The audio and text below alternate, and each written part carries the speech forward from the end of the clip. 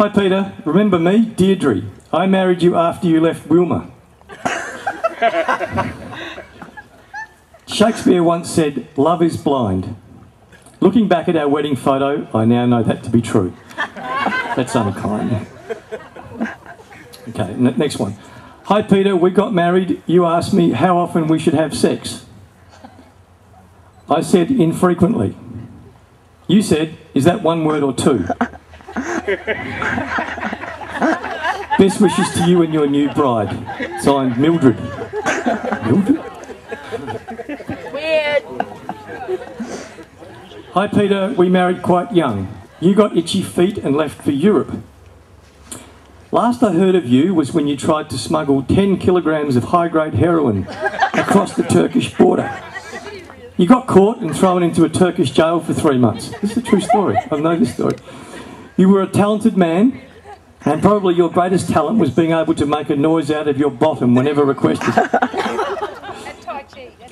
This skill ultimately saved your life, as you kept murderers, rapists and terrorists laughing for hours in their cells. They would shout, Osramak, and you responded with a ripping trumpet sound. This skill should keep you and your new wife amused for many years to come. Bye, Samantha. Okay.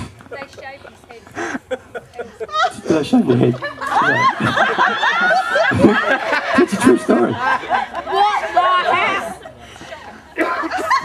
Hi Peter, we got married after we met in hospital. I was a nurse and you were getting treatment for that nasty rash on your... Oh, I can't read that. I'm still working at that hospital, which coincidentally was the same hospital in which you were born, the North Middlesex Hospital. The date was March 18, 1946. That's not funny, is it? Okay. Well, apparently absolutely nothing of any historic importance happened on that day. He's had 2 50th birthday parties. We know. That's true. But the older nurses here still refer to it as Monkey Birth Tuesday. Love, Betty. That was funny, wasn't it? No. Hilarious, that's the word. All the 50ths, I should know. Maybe, Peter, you should talk about that.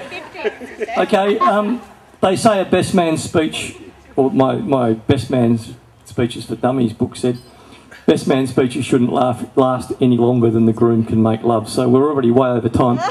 But there are plenty more of those from ex-wives. If anyone wants to read them later, you're welcome to come up and have a read.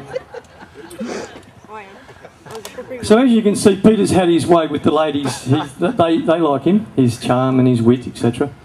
But the reality is all this has got to come to an end because Peter's now met Sally and Sally is his soulmate.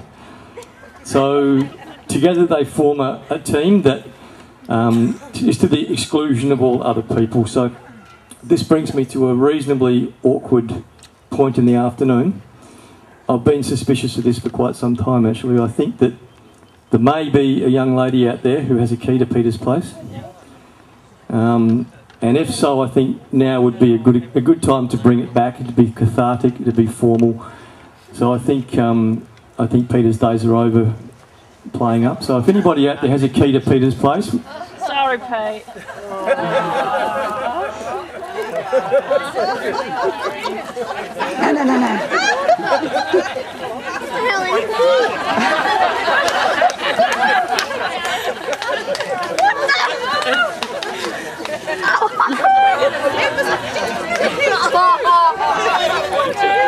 No. No. Amazing.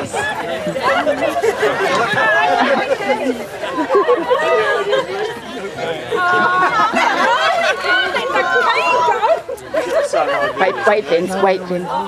That is absolutely hilarious.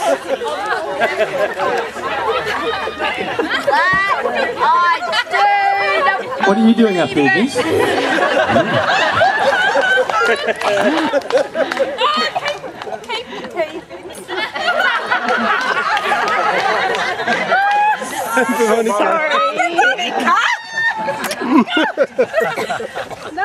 We'll talk about this later, young lady. Okay, as you are aware, I'm sure, Peter's last name is Foot. You said no foot jokes. No, no.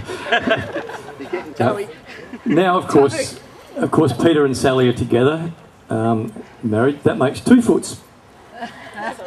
2 Davies. No, it doesn't work like that. Okay, so 2 foots, I think, is fairly bad English. So, Peter, I'd strongly encourage you to go into the Depot office and change your name to Feet. Sally and Pete Feet. Now, I'm not privy to the tickings of the biological clock here, but if both Peter and Sally are as young as they look, it's not beyond the realms of possibility that down the track somewhere they may procreate and there may be a pitter-patter of little feet, in which case we'd have 3 feet. Almost a yard, a metre, Sally and Peter metre. No, all right.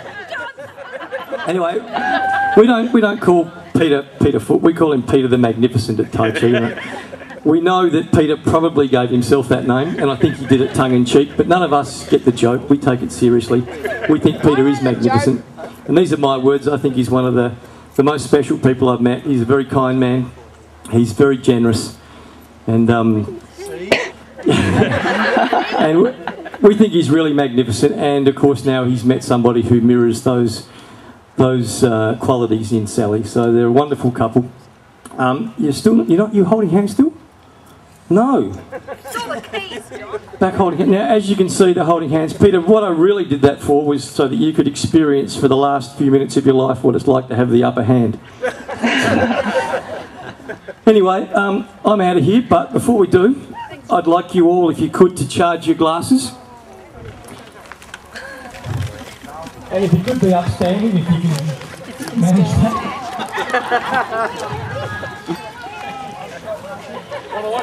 I'd like to propose a toast to the married couple, Mr. and Mrs. Magnificent Feet. Hilarious. Thanks, everybody. Thank you.